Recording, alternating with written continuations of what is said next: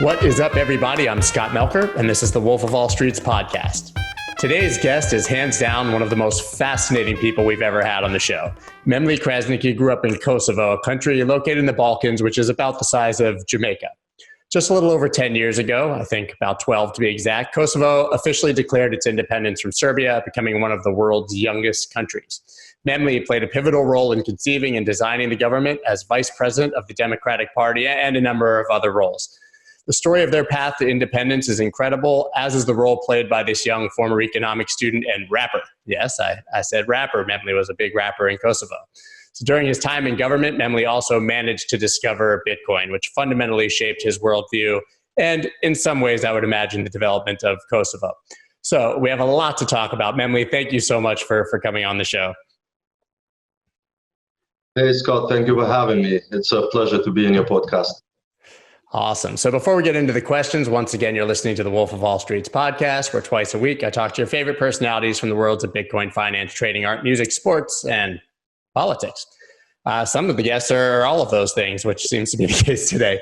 So this show is powered by Blockworks Group, a media company with over 20 podcasts in their network. You can check them out at blockworksgroup.io. And if you like the podcast, follow me on Twitter. You need to check out the website and join my newsletter. You can do both of those things at thewolfofallstreets.io. So Memli, is someone planning to make a movie or documentary about your life, or should we go ahead and buy the rights to that now and get it started?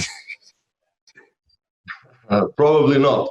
I'm not sure if it would be an interesting movie for a lot of people, but thank you. I haven't thought of that. I think it would be great. So I want to go dive right into your Bitcoin story and how you found Bitcoin, because I know that was something you're extremely passionate about and definitely, as I've read before, has somewhat shaped your worldview. So how did you discover Bitcoin in the first place? Well, probably it was maybe about 2014 or maybe 13 that I first heard about Bitcoin and internet. And it was an interesting new concept that I was introduced to.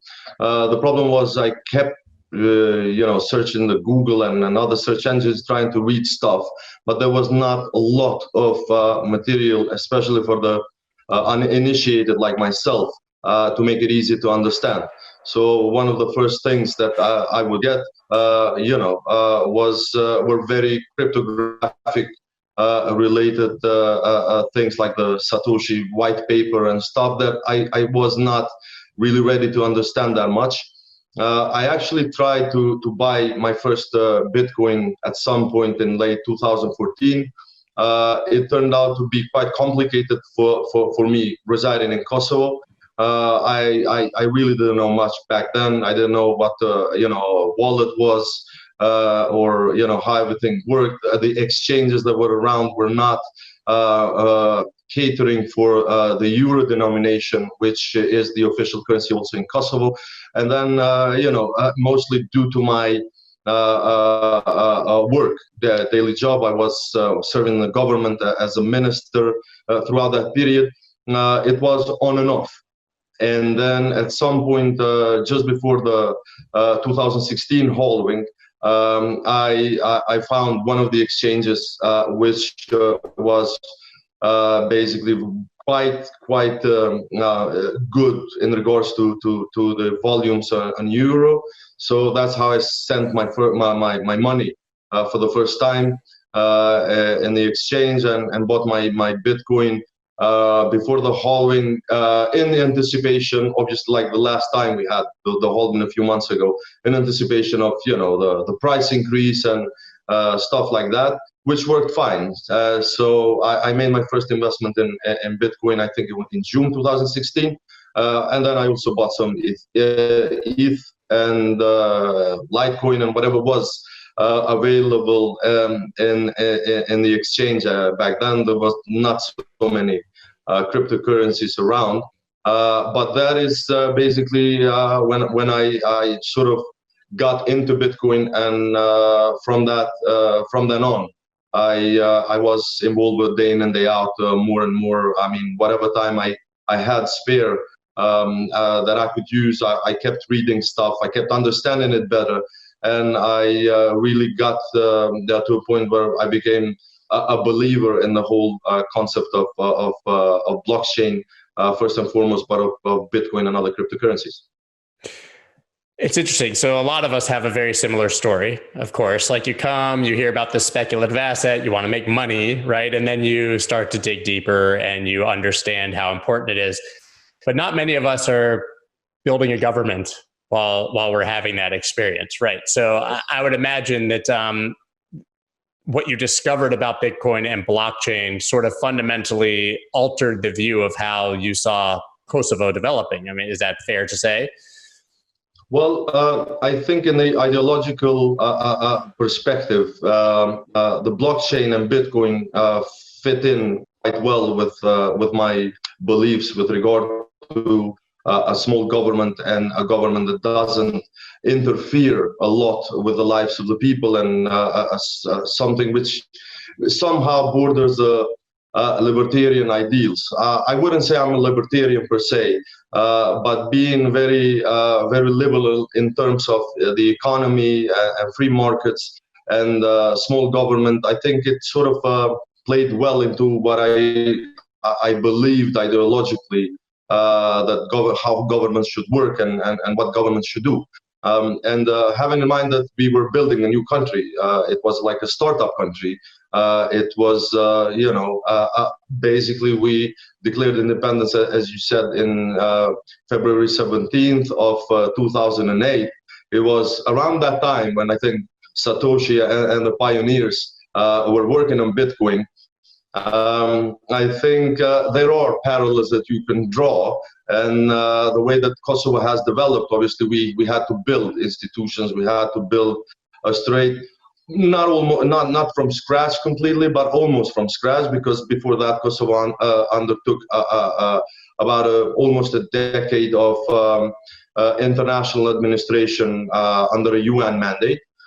So most of the institutions were functioning. We had a parliament, we had a government, but still it was not fully independent. It was overseen and finally overruled by this UN administration.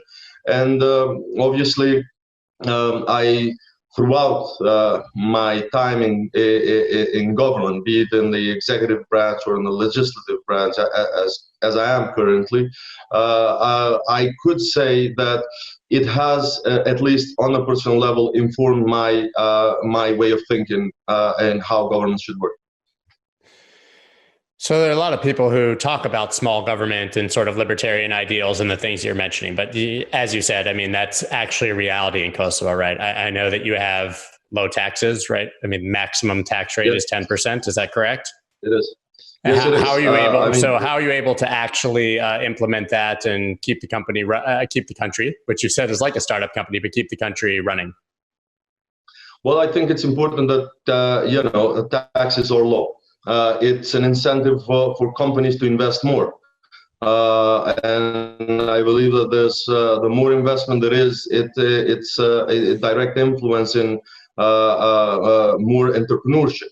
One thing that people need to know is that Kosovo is not only in terms of its independence, the youngest country in Europe and among the youngest in the world, but we also have the youngest population in Europe. Our average age in Kosovo is about 25 years. Wow. About 57% of the population is 35 and younger. And almost everybody in these age groups and further speak English. They're well connected to the internet. Actually, the internet penetration rate in Kosovo is about 90%, which is more than some of the European Union countries. And people are well connected to what's going on in the world. So there's a lot of people that have really good skills in ICT and entrepreneurship and in general. So it was very important that Kosovo basically creates an environment, political, economic, but also a tax environment, which provides opportunities for young businesses, small and medium enterprises to thrive. And having a profit tax, corporate tax of 10%, I think it was very helpful. I mean, comparing to most of the other countries which have huge tax rates, this has been helpful. Yes, I mean, for the country it would have been easier to collect more money from a bigger tax, but that would have definitely affected the profits and the incentives for businesses, but also for the people, because also our income tax is scaled. It starts at 6% for really low salaries, but it's 10% for the higher salaries. So at the end of the day, I think it's just fair that people keep the biggest share of the money they actually work to make.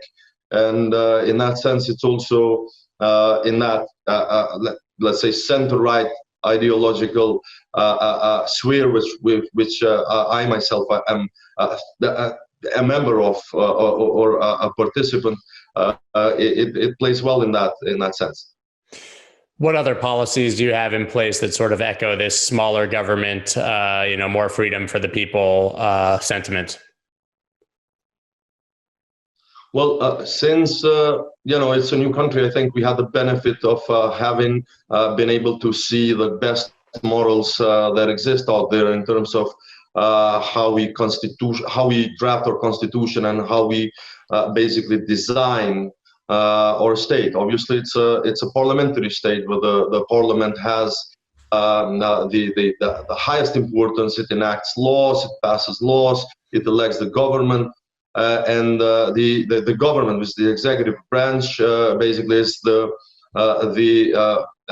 let's say the wing that implements these policies and has the executive power. We have also a president, which doesn't have, in the American sense, the authority and the executive power, but it's let's say it has some responsibilities, not completely like just a symbolic a role like many other European countries have, but still, I mean, the most important branches are the legislative and the executive. It's quite a fair checks and balances between us on one hand. On the other hand, the constitution is, I would say, very modern. It provides for Kosovo to be not a country of one people. I mean, Albanians are the vast majority of citizens in Kosovo, about 94% of the overall population, but we didn't create a country which is the country of Albanians and others. We created a country which is of its own citizens, and I think the equality and the equality of opportunities is enshrined in this constitution. We have, I think, the highest level of protection for minority community rights, such as guaranteed seats in the parliament, no matter the number of the votes that they have. So out of 120 seats in the parliament of Kosovo, 20 are reserved for minority representatives, and other things which basically provide for utmost respect of human rights and liberties, and obviously also in the economic rights. Overall, we have tried, as I said, to get the best examples and the best working models from other countries, from their experiences, and put them in this new country that we've built. It sounds so sensible and so easy because I'm American, obviously, and the two-party system is so entrenched here. It sounds like you sort of have the best policies of each side, and it sounds simple. It's just so difficult anywhere else, I guess, that's been established for longer to have those sort of sensible compromises. Because when you talk about the minorities and the minority seats in parliament, that's something that would probably be viewed as very left in the United States, obviously, and the fiscal policy would lean more right. So it's just really interesting to hear, and you hear it explained. It just sounds so sensible. As I said, I want to touch on. Go ahead. No, I mean, yes, I think that could be interpreted as such.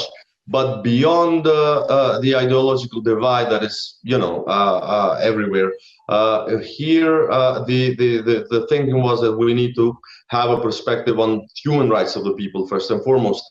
And quotas like this, so guaranteed seats for minorities, or a quota for the parliament. We have a 30% guaranteed quota for women representation in the parliament. So even though it's a direct election, and there's multi-party elections and parliament, all these parties that run need to have at least 30% of women in their list.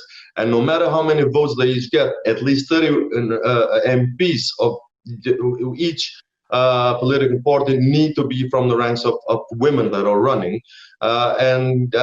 Yes, sometimes these could be considered a bit on the left side, but they have helped. Now, I wouldn't say things are ideal, and if you ask various people in Kosovo, they will probably have their disagreements normally with the government or the way that the politics are working, and rightfully so. I've been critical myself for many years, and basically that's why I got into politics, because just the criticism couldn't fix things. So I thought I could, do things from within easier than from without. But we're 12 years old, and my eldest daughter is 12 years old. She's a preteen, so we're a preteen country. At least it doesn't behave like preteen girls, though, because they're terrifying. So you touched on the factor. Yeah, they are. So you touched on the fact before that you have one of the youngest populations, certainly in Europe and probably in the world. An average around 25 years, and most of the country under the age of 35. Is that a result of war and the way that the country was developed? What is that a function of? I think it's actually historical. Obviously, the war has left a lot of scars. It's been 21 years since the war ended, but it was a very difficult period. And not only in 1998 and 1999, where there was a proper, a war, armed, where we fought a liberation war against an occupying force, which was in Kosovo effectively since 1989. But throughout that period, these 10 years, Kosovo suffered heavily. We lived a sort of a parallel life because the state of Yugoslavia was disintegrating. Serbia was creating wars with other former entities of Yugoslavia, starting in Slovenia, and then in Croatia, and then in Bosnia and Herzegovina, and finally in Kosovo. And throughout these years, Kosovo was under an apartheid system, which was effectively an armed military occupation. And I say a parallel life because we were kicked out of our schools. We were not able to be educated in the school buildings which we had. Our parents were kicked out of their jobs in the public sector. And obviously, until then, it was all it was. And a lot of young people had to leave due to political, but also economic reasons. And that's why to this day, we have a thriving diaspora. There's about 1 million Kosovo Albanians living abroad, mostly in Europe, but also in the United States and other countries. And all of this has sort of, affected the historical trajectory up to this day. But also the fact that we have young population is what we have. We used to have the highest, I think it's called also in English, natality rates. So most births per family in all of Europe. I mean, 50 years ago, it was common for Kosovo Albanian families to have 7-8 children, and that is what has helped also the survival of our nation under heavy oppression that we had even in the time of Yugoslavia, and let alone after '89. That's not the case today, but still, yes, we maintain the youngest age, average age in the Europe continent.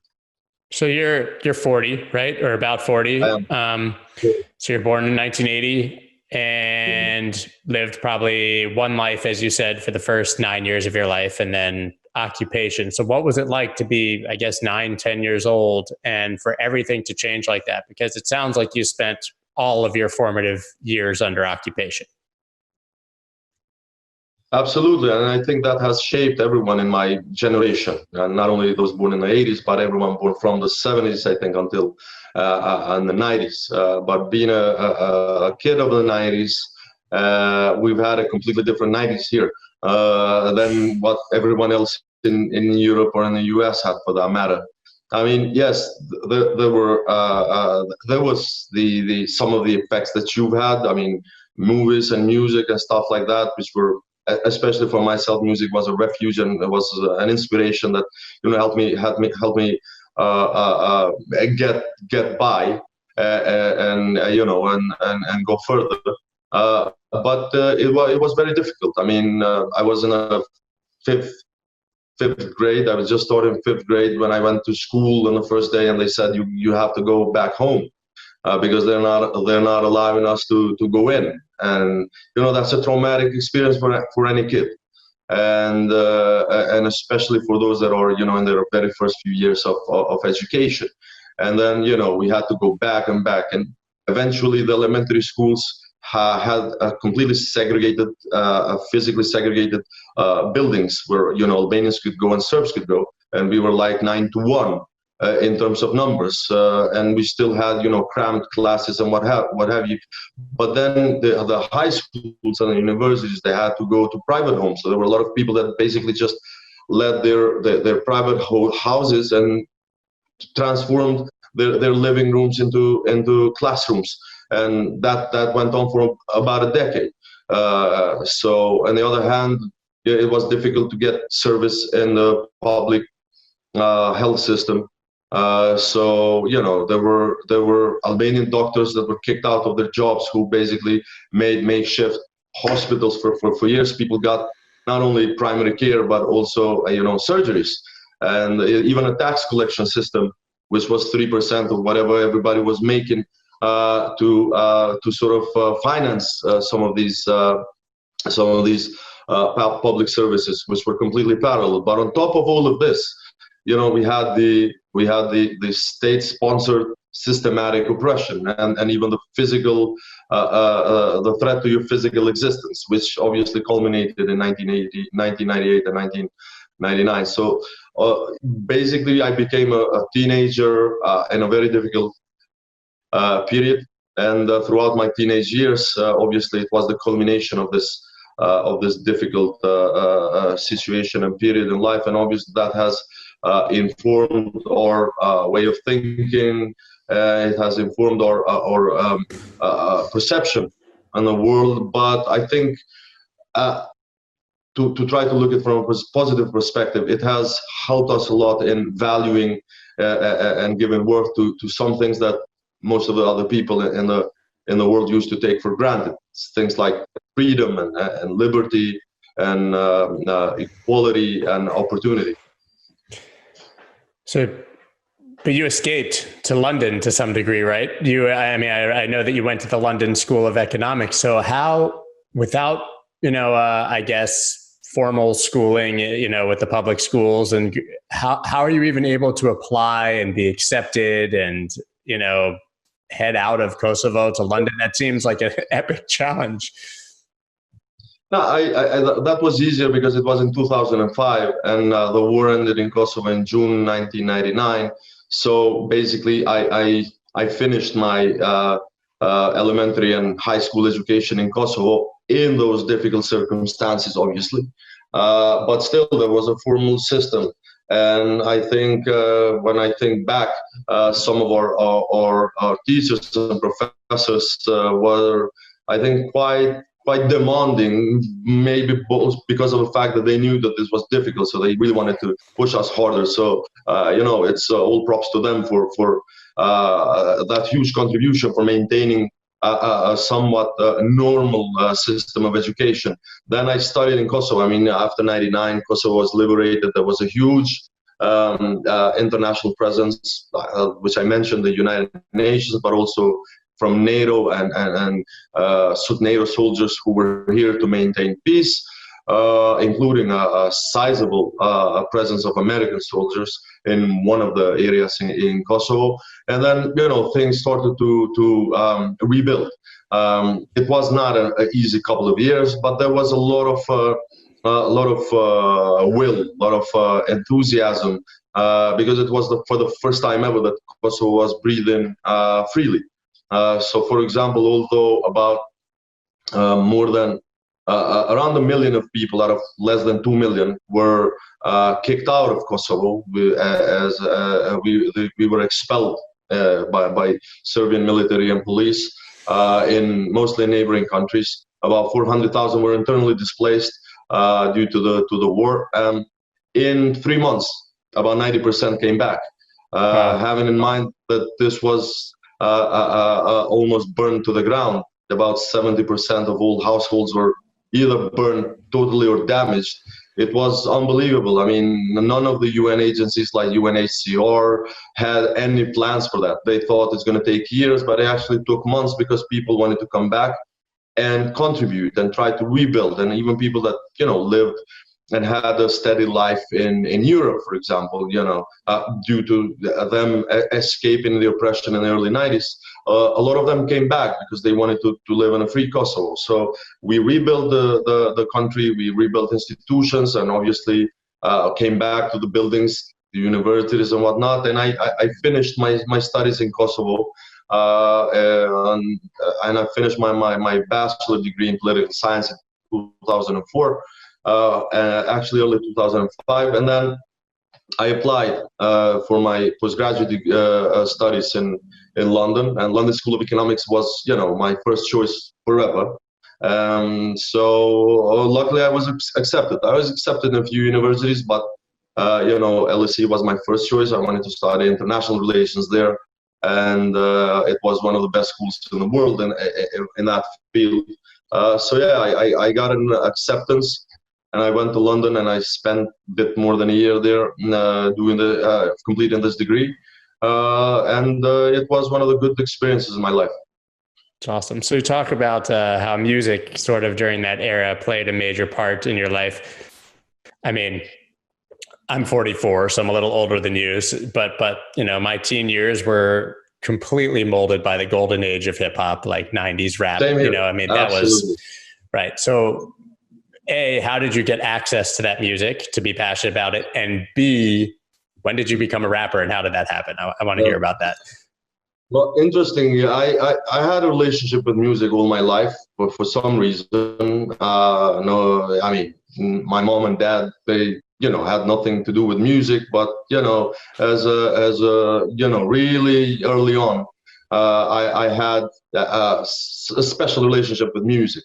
I remember I was maybe 5, imitating Stevie Wonder, and I just cool to say I love you and putting sunglasses and trying to sing the lyrics without understanding anything. Yep. And then eventually, I listened. I had people in the family, extended family, that had a lot of LPs and that have traveled Europe and had a huge collection of albums. So I had my sort of a music education in their homes, and listening to everything that was recorded from the 50s, I think. Then you rightfully asked how we were exposed to this, because obviously it was quite difficult. There was no internet back then, and it was a different situation. But in 1990 and 1991, the satellite television channels became huge, and satellite dishes. I mean, if you would be in Kosovo in 1991 or 1992, every apartment building looked like there's mushrooms there because of the satellite dishes. Everybody had a satellite dish. It was, you would save money from, the necessary things to buy a satellite dish, because like with everything else that I mentioned, Serbia closed down our TV station and radio station, and, you couldn't listen to anything in Albanian. And instead of getting just the state propaganda, the way out was to have a satellite TV and be able to listen to or watch TV shows from abroad. So that was one. So Yo MTV Raps, obviously. I was gonna say Fat Five Freddy. Early on. No, yeah, I mean Ed Lover and Dr. Dre and all of these guys. I still remember. I used to have obviously VHS recorders. I would record most of these shows and re-listen to the songs that they were playing. And then the other thing that happened is actually bootleg audio tapes. There was a lot of cassettes that were coming and being sold on the streets. They were all bootlegged, obviously. But every other week I would save up money and go out in the main square and see if there's any new album that I would buy. Sometimes I would just by chance the name of a group or a name of rapper. And it wasn't only rap. Actually, I've listened to all kinds of genres, and I always liked the Motown style, soul and R&B and stuff like that. But I got sort of acquainted more or more attached to rap music because of groups and rappers like Public Enemy and NWA and Ice-T and KRS-One and others, because I basically music helped me understand English early on. So I got a grasp of English maybe when I was 10, 11, 12. So starting understanding the lyrics that were quite anti-establishment, they speaking about lack of opportunities and discrimination. Sort of, I draw sort of a parallel with the life that we were living here. And it felt like, hip hop, rap provided an outlet which, I could use to express myself.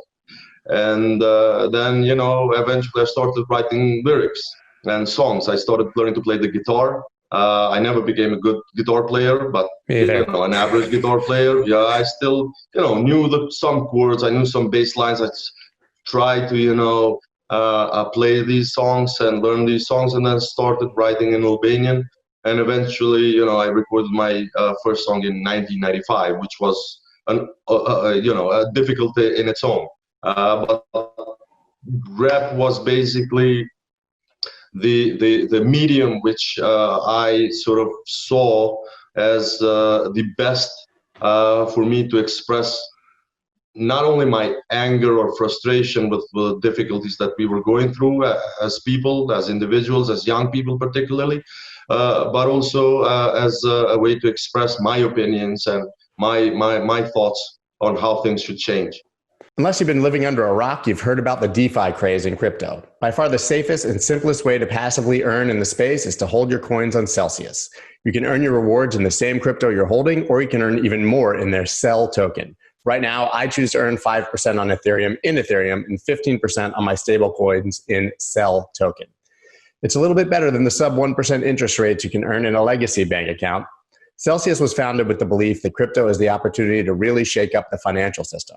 They're changing the standards for all financial services. They share 80% of their revenue in the form of weekly reward payments. That's how their users are earning up to 15% APY with compounding rewards. They also commit to providing the lowest cost loans on the market. Their loans start at just 1% APR. For just 1% interest, you can borrow cash against your crypto and avoid selling, which also eliminates the taxable event. It's absolutely huge. High rewards on your holdings and low interest on your loans on a platform whose mission you can believe in. Celsius is giving away $20 to every new user who joins with the promo code WOLF. Just enter the promo code in the app during registration. $20 is awarded after 30 days of maintaining a wallet balance of $200 or more. Visit Celsius.network, that's CELSIUS.network, and use promo code WOLF, WOLF. That sounds very dangerous. I mean, 1995, you were in the, really in the heat of Serbian occupation. Absolutely. And you were making political music, right? I mean, anti-establishment music, political music. I mean, what gave you the gall or the balls, I should say, to do that? Because that had to be hugely risky, right? I mean, if your music got out, you could end up a political prisoner or something as a result of doing that. But we were still young, so I was 15, 16 when we actually started recording stuff. I couldn't record earlier because there were maybe a few musicians that had some, small studios. Exactly, where you could record, but then another producer came. He was doing his studies in Austria, and due to family reasons, he left Austria and came back in one of the cities in Kosovo, in Mitrovica. And then I heard one of the songs that he made, and it was a game changer because nobody could provide good production, something really modern, something that I was looking for. So I didn't know the guy. I asked around. I went to his home, just showed up and said, I want to work with you. So that's what made it easier. So we sort of clicked. He was a fan of the music, of similar music tastes, stuff. As I mentioned, Stevie Wonder was and still is my all-time favorite. Me too. Guitarists like George Benson, really, I'm happy to hear that, and stuff like that. And then we started recording, and it basically found a sound which was not necessarily the sound that I originally thought is going to be. I listened to a bit more of gangsta rap, but then it became a bit more mellow. It had more harmony and chords to it, but it worked better. But we were young, and I think nobody actually took us that seriously at that time. Plus, for the fact that, I mean, I hear nowadays people saying, it's still underground music, and I'm underground. There's nothing underground about anything anymore, because there's YouTube and there's internet. But underground was back then. We had no radio stations. Even if we wanted to play, we had no TV stations. Obviously no internet. So the only way was actually the original way of recording many cassettes, going to bars and asking DJs to play this song. Eventually we became interesting. People knew that one of our songs, they didn't really know who we are. Finally, we ended up in Albania in a big festival, which was seen in Kosovo, and becoming like the first rap group that had some original material and interesting lyrics, I believe. It sort of helped, but there were problems. I mean, we had a parallel life, as I said, but we had our bars and smaller clubs even at that time. And there were occasions where we would play even with other bands. There was a time when we were doing combined shows with a rock band, and they were helping us out doing the live part of our music when we would rap. There was two of us, me and a friend of mine in the band. And there were at least two occasions where Serbian police would come and disperse the people, beat a few, ask us some questions, bully us around, and just stop the show. But the benefit was bigger. People liked what we were talking about. They liked our music, and that was the encouraging aspect of it. And this is before '99, obviously. This is before the war. When the actual war escalated in the second half of '98, especially, and end of '98 and early '99, we basically didn't release any music. Although we had plans to publish an album at some point in that time. Obviously, the situation was difficult, and nobody felt like publishing music. So all these plans were delayed until after the war. So we published our first album only in May of 2000. And so why did you end your music career and head off to get an economics degree or to the London School of Economics? One thing led to another, actually. I joined politics properly. I mean, as joining a political party, the Democratic Party of Kosovo. I'm, as you said, the vice president to this day, in 2004. I was still doing music. I published an album even after that. But I also had my plans on my, academic aspect. So we published our last album, I think, in summer of 2004. Had concerts and tours. Then ended up going to London in 2005. Focusing obviously on my studies. Came back, and end of 2006. My party was in the opposition back then, so I jumped in politics full time, trying to win an election, which we did the next year. One thing led to another. That was the formative years of Kosovo. I became a member of parliament for the first time. I was 27, and then that was basically the government that everybody knew was going to declare independence of Kosovo.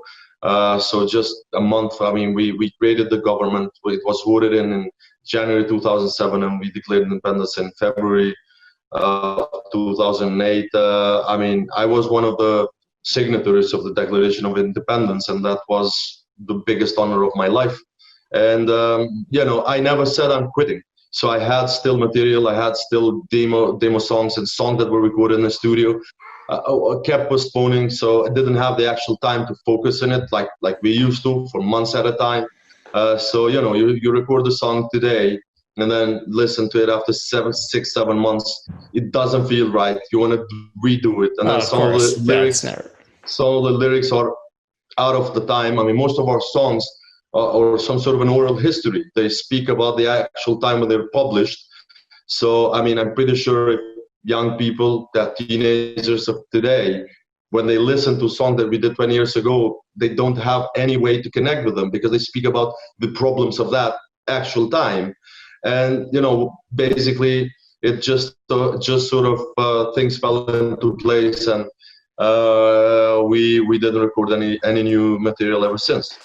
That's interesting though, because that means you guys have progressed exceptionally well and that you've gotten past those times, because I think an American rap fan will largely tell you that the lyrics of Public Enemy and NWA and KRS-One still resonate, and that we still have the same problems largely that they were rapping about. I'm also trying to wrap my head around if like Chuck D had become vice president or KRS-One, which is effectively what you did. And also trying to wrap my head around the fact that we think of 1776 and the Declaration of Independence and the writing of the Constitution, and you've lived that, you know, and you're only 40 years old.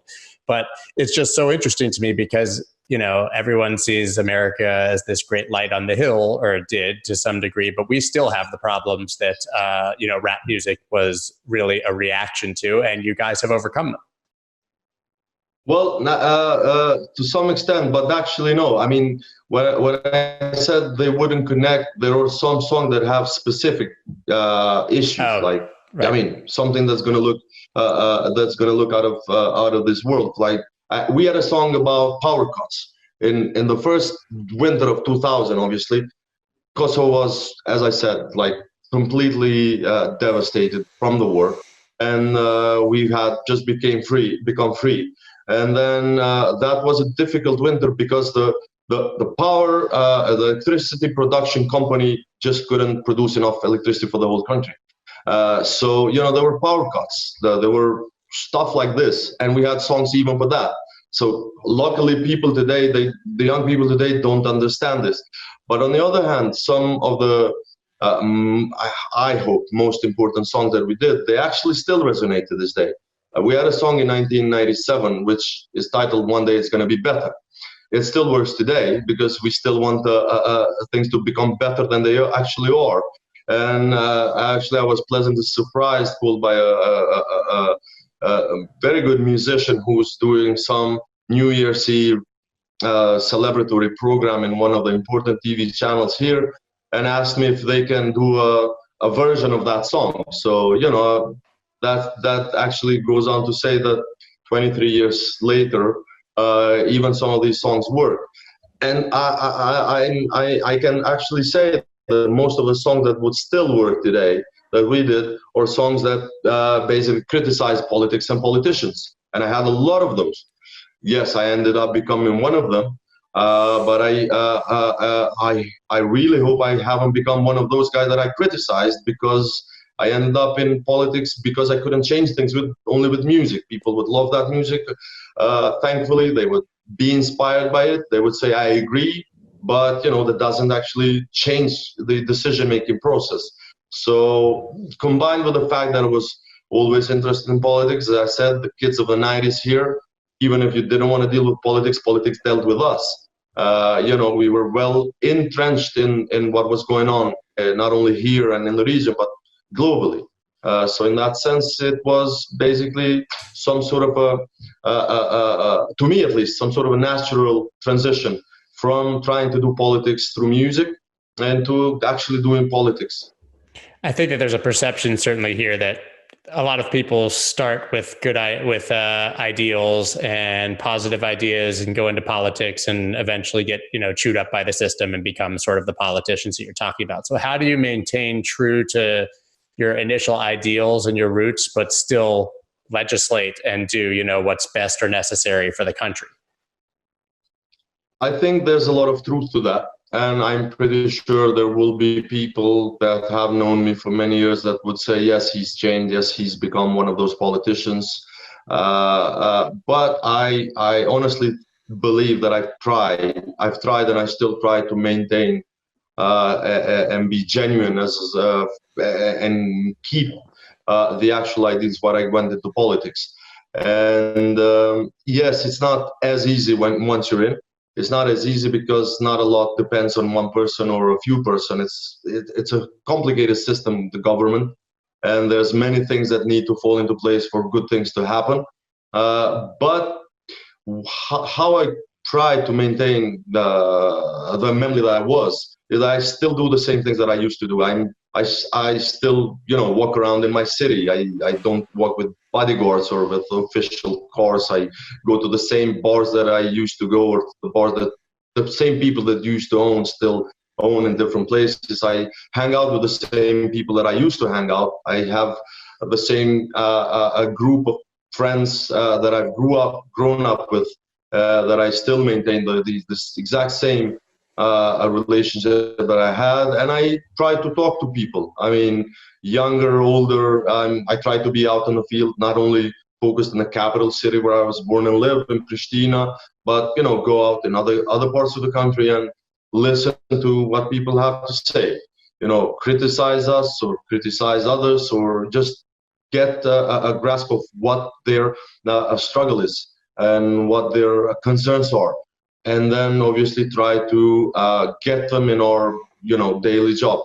It's a difference when you're in the opposition. Obviously you have limitations of what you can do from that side of the power, and it's obviously different when you're in power. And I've been in both, so depending on what I do. I mean, I was a Minister of Culture, Youth and Sports, so that was my responsibility for a term, and I tried to do what's best for the people in the arts industry. I didn't do what I thought was best. I listened to them. Same with sports. I mean, when I became a Minister of Sport, although Kosovo was an independent country, our sports federation and our Olympic committee were not recognized by the international federations and the International Olympic Committee. So it became happy to say, on the last day of my term, I actually achieved that success. So Kosovo Olympic Committee became a member of the IOC, and that opened a world of opportunities for our young athletes. So in the first ever Olympic Games that then we took part of, we won a gold medal in judo, and steadily we've become one of the powerhouses in that sport, at least.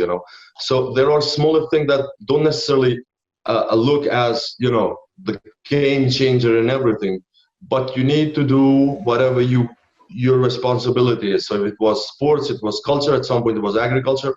I try to do the best that I can, and that I know in working with other people that know better, to improve the situation there. So your official currency is the euro, right? You have your own central bank, and you guys are working to become a part of the European Union. Where do you think central bank digital currencies, I guess first, what's the future of the euro becoming digital, A, and B, what is your central bank's current policies towards, monetary policy, theoretically maybe getting into Bitcoin, or, in context of everything that's happening in the world right now?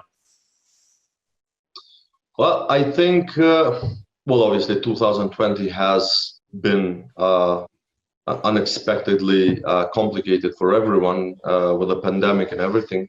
And that has definitely affected also the way of thinking and doing in the financial world, and also in the world of decision makers.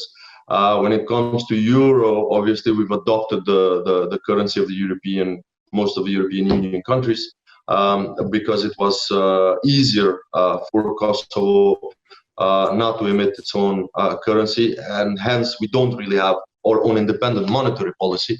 But the way I see it, obviously, I'm a strong believer that everyone will end up in having at least issuing digital currencies. I see and I follow all the talk about digital dollar, digital yuan, and digital euro at some point. But the fact of the matter is that the European Union is a slow-moving organization. The European Union is very bureaucratic and quite conservative in that sense. So even the European Central Bank, from my perspective, will take time to be able to understand the fact that they need to move in the digital sphere and also be more tolerant and accepting of the cryptocurrencies. If I would bet, if I was a betting man, I would bet that they would first be able to, go on the direction of issuing a digital euro, then of accepting Bitcoin or other cryptocurrencies. But that's going to be absolutely in the works in the years to come. On the Kosovo perspective, obviously, we cannot affect that. We're not a member state of the European Union. We're an aspiring members, same as most of the countries in our vicinity in the Western Balkans. But due to this fact, all of our legislation needs to be in line and aligned with the European Union legislation, also in the financial sector. The Central Bank of Kosovo is one of the really credible institutions here. But so far, the menu of their operations is quite limited in that sense that they unfortunately cannot go way beyond the actual regulations and decisions that the European Central Bank issues, because of this fact that you would be seen as a country not respecting, this and that, and then it would be extra hurdles on our way to becoming integrated. But I don't necessarily see that as the biggest obstacle. Yeah, you'd be shooting yourself in the foot. On the other hand, definitely, yeah.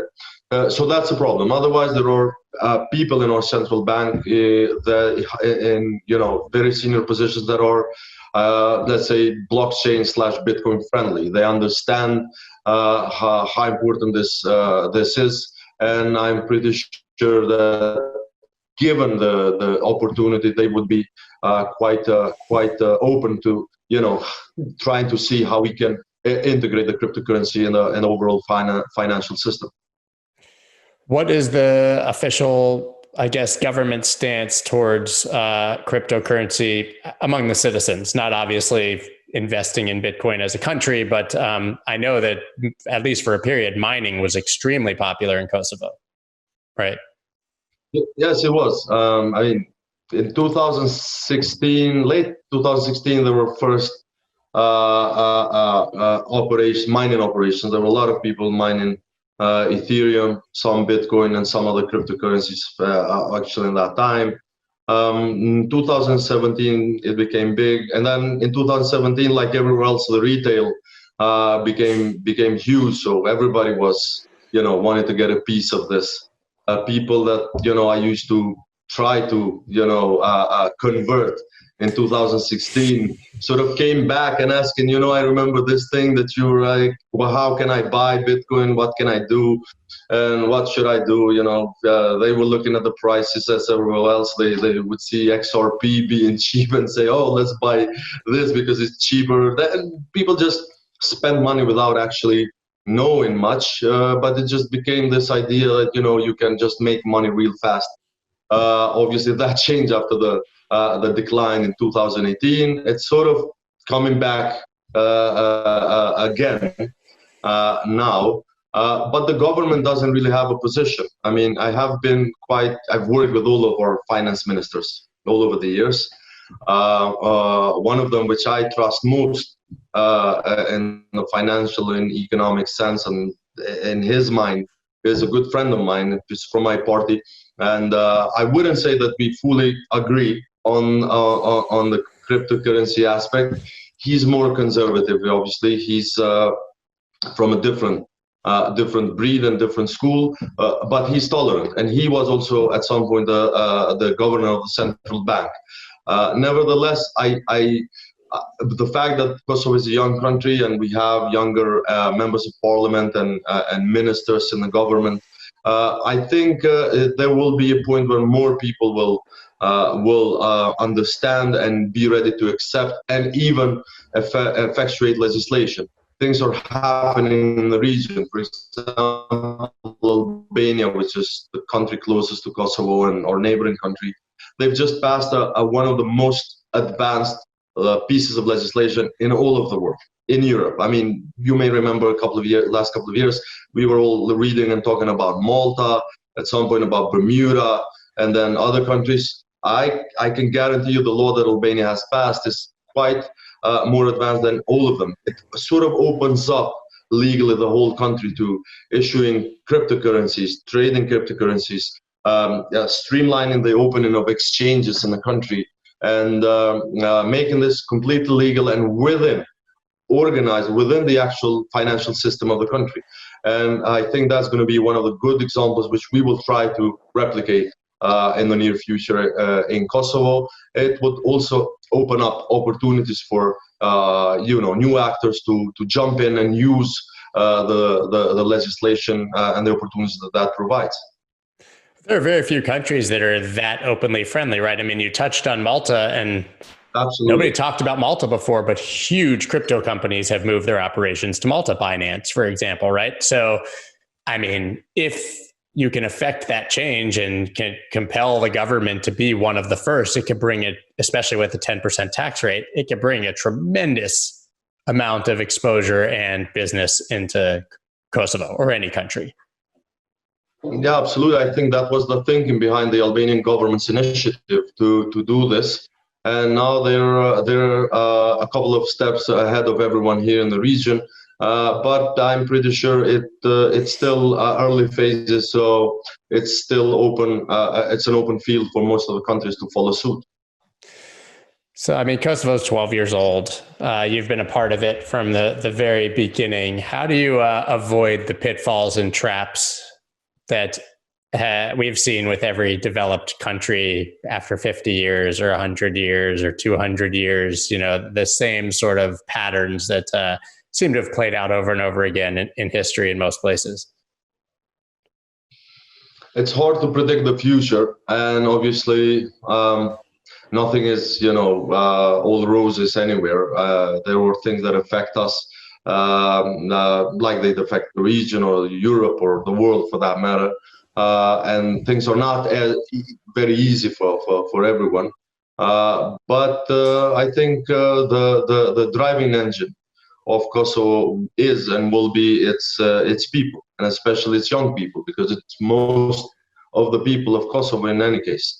So my hope and my bet is on the people of Kosovo and the young people here. I mean, if we would be able to provide them with more opportunities, they have a lot of talent.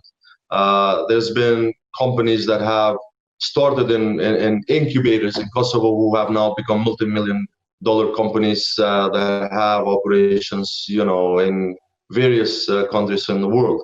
I mean, we've had in other areas a lot of success. We're a small country of less than 2 million, but we've given the world some of its biggest pop stars right now, such as Dua Lipa and Rita Ora, and even Bibi Reza from Kosovo, Albanian from around here, and others. And I think there's this entrepreneurial spirit that has helped Kosovo people throughout the difficult period, not only since 1989, but even before that, but still remains, which is much more dynamic than the government that serves them, which will definitely also up the level for us that serve in the government, or for those that will come after us.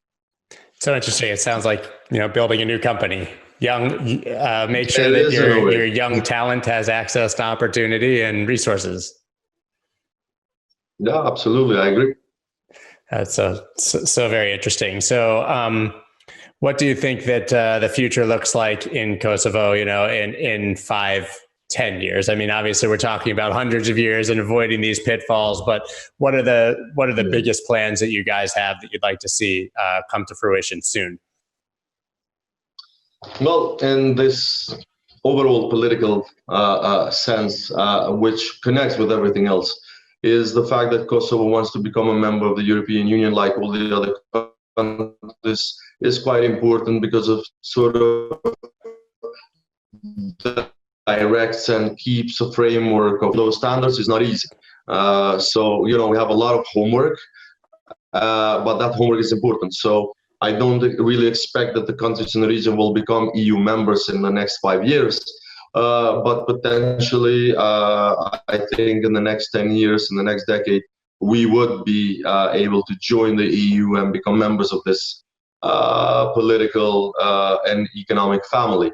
That would be quite important for the whole region, because EU was created as an institution, as an organization, as an alliance which bases peace and reconciliation as its most important founding principle.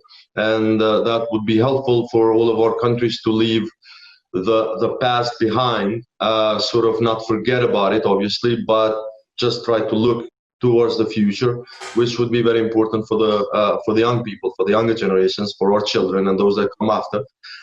So in that overall sense, that would be important. On the other hand, I expect that Kosovo will grow, opportunities will grow, economy will grow. I mean, we were able enough to have positive economic growth throughout the the economic downfall in 2009 and 10. I mean, everybody was either in recession or in stagnation, but notwithstanding the fact that we're a small economy, we still maintained an average growth of 4%. It's a small economy, but still it has helped. It has helped in keeping the arrow up. I mean, and there's many things that need to happen. One of the important things that we have to focus is trying to find to achieve a peace treaty with Serbia. We still have our problems. Serbia does not recognize Kosovo. They still try to undermine everything about Kosovo in the sense of becoming recognized fully internationally. We're not members of the United Nations. We cannot do that because of Russia's veto power in the Security Council, and Russia does that because of supporting Serbia's official stance. So these things, they look very political, but the fact of the matter is that they actually hurt the daily lives of the people. I mean, just to simplify it, not being a member of the UN basically prohibits us from being members of the the United Nations organization, which deals with communication and stuff like that. So because of that, we don't even have a top level domain, Kosovo, or we had years where we didn't have our country code. And even to get that country code, there needed to be a separate arrangement and what have you, and discussions and negotiations and stuff, which comes very natural and normal and very easy for other countries. So although these are purely political, and I can't blame people for not being interested in this, it's the job of us politicians and whoever is in the government to try to achieve these solutions, because they actually affect the lives of everyone. Makes sense. So I heard you guys have a statue of Bill Clinton. Is that true?